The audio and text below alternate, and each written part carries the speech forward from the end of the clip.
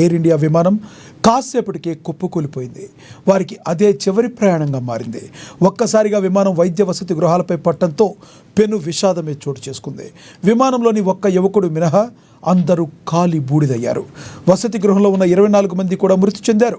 మొత్తంగా 274 మంది మృతి చెందారు. టేకాఫ్ అయిన 30 సెకండ్లకే విమానం కుప్పకూలిపోయింది. బీతావహ దృశ్యాలు, ప్రయాణికులు, వైద్య విద్యార్థుల హాహాకారాల మధ్య అహ్మదాబాద్ ఆర్తనాదాలతో అల్లాడిపోయింది. ఇంతకు ఈ ప్రమాదం వెనుక కుట్రకోణం ఉందా, లేక ఏదైనా సాంకేతిక లోపమే కారణమా?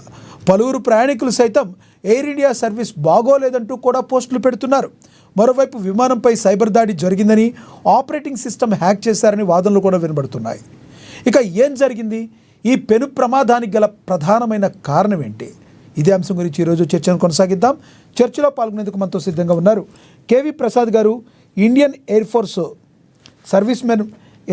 సర్వీస్మెన్ మనతో జూమ్ కాల్లో అందుబాటులో ఉన్నారు.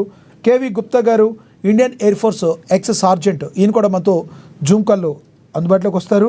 ఇక రమణారావు గారు, X Indian Air force technical, ఈయన కూడా మనతో జూమ్ కాల్లో అందుబాటులోకి వస్తారు. ముందుగా కేవీ ప్రసాద్ గారితో మాట్లాడదాం. ప్రసాద్ గారు నమస్తే అండి. నమస్తే ప్రసాద్ గారు, పెను ప్రమాదం అహ్మదాబాద్ విమాన ఘటన గురించి ప్రధానంగా ఏం జరిగి ఇలా జరిగే అవకాశాలు ఉన్నాయంటారు? టెక్నికల్ లోపంగా మీరు దీన్ని భావిస్తారా? ఏమంటారు మీరు? డెఫినెట్లీ అండి, ఇట్ ఈస్ వెరీ ట్రాజెటిక్ ఇన్సిడెంట్.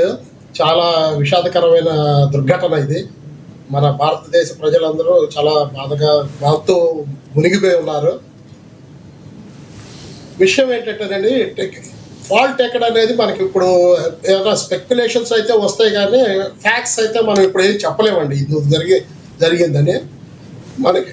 మనకి యాక్చువల్లీ దట్ బ్లాక్ బాక్స్ దొరికింది. బ్లాక్ బాక్స్లో వాళ్ళు ఇంతవరకు అనలైజ్ చేశారో లేదో తెలియదు. అది బయటకు వస్తే దాంట్లో రెండు సిస్టమ్స్ ఉంటాయండి. ఒకటి ఎఫ్డిఆర్ అనే ఒకటి, ఇంకోటి ఏమో ఇదంటే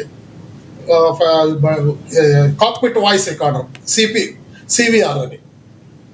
ఎఫ్డిఆర్ ఏంటంటే ఎయిర్ క్రాఫ్ట్లో జరిగిన ఎంత హైట్లో వెళ్తుంది, అంత టెక్నికల్ డేటా మొత్తం అది తెలియచేస్తుంది. ఈ సివిఆర్ ఏమో కాక్పిట్లో జరిగిన సంభాషణల గురించి తెలియజేస్తుంది. అవి రెండు దొరికితే మనకి ఫ్యాక్చువల్స్ అన్ని బయటకు వచ్చేస్తాయండి. టు బి ఫ్రాంక్, మనం అనుకోవటానికి ఏంటంటే, మన విజువల్స్ చూసాం కదా మీరు, అది ఎయిర్క్రాఫ్ట్దే అన్ని సోషల్ మీడియాస్లోను, న్యూస్ ఛానల్స్లోను. అది టేక్ ఆఫ్ అయిన వెంటనే it is not gaining lift అండి. అది లిఫ్ట్ తీసుకోలేకపోతుంది. ఇంజన్ ఫెయిల్ అని అంటారు. లిఫ్ట్ తీసుకోలేకపోవటం వల్ల కూడా ఇంజన్ ఫెయిల్ అవ్వచ్చు. సో దట్ ఇంకా అంటే ఇక్కడ రెండు ఇంజన్లు కూడా ఉన్నాయని చెప్తున్నారు. ఇప్పుడు ఒక ఇంజన్ ఫెయిల్ అయితే ఇంకో ఇంజన్ సహాయంతో లిఫ్ట్ అయిన తర్వాత అవసరమైతే మళ్ళీ రన్వే మీదకి వచ్చే అవకాశం ఉంటుంది. కానీ అసలు అలా వెళ్ళి ఇమీడియట్లీ 30-50 సెకండ్స్లో కుప్పకూలిపోయిందంటే దాన్ని ఎలా చూడాలంటే, రెండు ఇంజన్లు ఒకేసారి ఫెయిల్ అవటం వెనుక అంటే రన్వే మీదకి వచ్చేటప్పటికే ఇంజన్లన్నీ కూడా చెక్ చేయటం ఇవన్నీ జరుగుతుంది. కానీ ఇక్కడ చెకింగ్లో లోపం అనుకోవాలా, అసలు ఏమనుకోవాలంటారు? డెఫినెట్లీ అండి, ఎక్కడో చోట హ్యూమన్ ఎర్రర్ కనబడుతుందండి. ఐదర్ దట్ మన ఏటీసీతో డైరెక్షన్స్ తీసుకుంటాం ఏమన్నా తేడా ఉండొచ్చు, లేకపోతే pilot operation is a well experienced pilot. మనకు తెలిసినంత వరకు ఆయనతో జరిగే అవకాశాలు చాలా తక్కువ. మనకు ఆ విజువల్స్లోనే కనబడుతుంది. ఆయన చాలా ప్రయత్నం చేస్తూనే ఉన్నాడు లిఫ్ట్ చేయడానికి. It is unable to fly, lift తీసుకోలేకపోతుంది. అది క్లియర్ చూస్తున్నాం. ఒక ఇంజన్ ఫెయిల్ అయినా సరిపోతుందండి. ఎందుకంటే ఒక ఇంజన్తో టేక్ ఆఫ్ టైంలో ఆ యొక్క ఇంజన్ పవర్ సరిపోదు. యాక్చువల్లీ ఇది సేఫెస్ట్ ఎయిర్ క్రాఫ్ట్ ఇది, ఇప్పుడు బోయింగ్. ఎందుకంటే దీంట్లో ఇవి కూడా ఉంటాయి అన్నమాట, ఎడిషనల్ టర్బైన్, ఇది కూడా ఎక్విప్మెంట్ కూడా ఉంటుంది. ర్యామ్ ఎయిర్ టర్బైన్ అని, ర్యామ్ ఎయిర్తో లాక్కుని టర్బైన్ తిరిగే అవకాశం కూడా ఉంటుంది. అది కూడా ఒక సేఫ్టీ డివైస్. మరి అదెందుకు ఆపరేషన్లోకి రాలేదు అర్థం కాదు.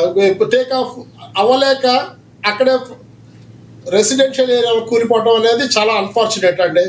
ఏం జరిగింది అనేది మనకి ఖచ్చితంగా రేపు అది బ్లాక్ బాక్స్ డేటా బయటకు వచ్చిన తర్వాతే తెలుస్తుంది. ఫ్యాక్ట్స్ అయితే బయటకు వస్తాయండి ఖచ్చితంగా.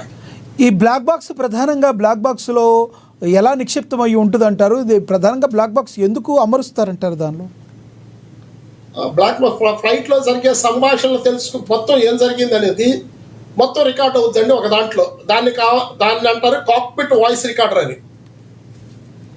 ఇంకొక యూనిట్ ఉంటుందండి ఫ్లైట్ డేటా రికార్డర్ అని. ఫ్లైట్ ఎంత హైట్లో వెళ్తుంది, ఎంత స్పీడ్లో వెళ్తుంది, ఈ ఫ్లాప్స్ అంటే లిఫ్ట్ తీసుకోవడానికి ఫ్లాప్స్ ఉంటాయి. ఎయిర్క్రాఫ్ట్ వింగ్స్కి ఫ్లాప్స్ ఉంటాయి. అవేం చేస్తుందంటే లిఫ్ట్ తీసుకుంటానికి దాని ఆపరేషన్ లిఫ్ట్ చేసుకోవడానికి కానీ డౌన్ చేయటం కానీ ప్రతి ఆపరేషన్ ఆ ఫ్లాప్స్ ద్వారా జరుగుతుంది అనమాట. సో దాని కాన్ఫిగరేషన్ ఏమన్నా తేడా ఉన్నా కూడా ది ఛాన్సెస్ లిఫ్ట్ జరగదు. సో ఎక్కడ అనేది మనం వీ కెనాట్ స్పెక్యులేట్ అండి. ఇట్ ఈస్ సో ఆ బ్లాక్ బాక్స్ ఆ రెండు రికార్డ్స్ బయటకు వస్తే మన ఖచ్చితంగా ఫ్యాక్చువల్స్ అన్ని బయటకు వచ్చేస్తాయి. దాన్ని డీకోడ్ చేయడం ఏ రకంగా చేసే అవకాశం ఉంటుందండి బ్లాక్ బాక్స్ని? డైరెక్ట్ దాన్ని వాయిస్ రికార్డ్ ఇప్పుడు జరిగింది. ఇప్పుడు అది 30 టేక్ ఆఫ్ అవగానే ఇమీడియట్గా పైలట్ మేడే కాల్ అయితే ఇవ్వడం జరిగిందండి. మేడే కాల్ అంటే నథింగ్ బట్ ఎమర్జెన్సీ ఉంటే it is we're in danger please support me అని ఇండికేట్ చేయటం అనమాట. మేడే మేడే మేడే అని 3 సార్లు షౌట్ చేస్తారు. వాళ్ళు చేసిన తర్వాత ఏటీసీ నుంచి వాళ్ళు రెస్పాండ్ అయ్యే లోపు ఒక కనెక్షన్ కట్ అయిపోయింది. కమ్యూనికేషన్ కట్ అయిపోయింది రెండింటి మధ్య, ఏటీసీకి టేక్ఆఫ్కి.